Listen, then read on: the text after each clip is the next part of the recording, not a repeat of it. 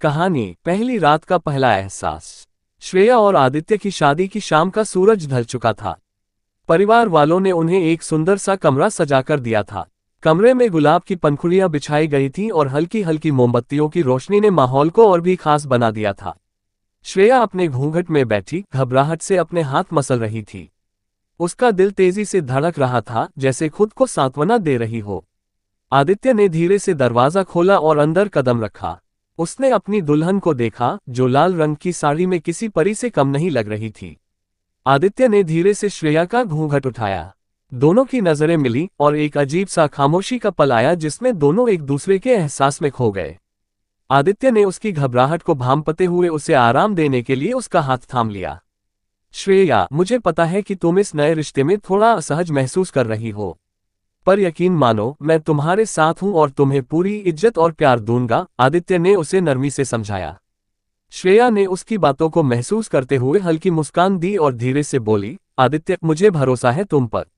बस इस नए सफर को साथ में धीरे धीरे महसूस करना चाहती हूं। आदित्य ने उसका हाथ अपने हाथों में लेकर उसे दिलासा दिया।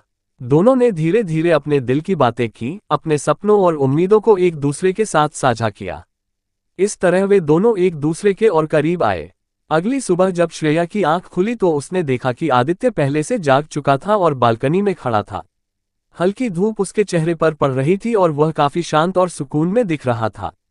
श्रेया ने धीरे से मुस्कुराते हुए उसकी ओर देखा और सोचा कि वह कितनी खुशकिस्मत है कि उसे आदित्य जैसा हमसफर मिला।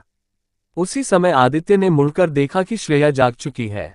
वह तुरंत उसके पास आया और प्यार से पूछा, नींद कैसी थी?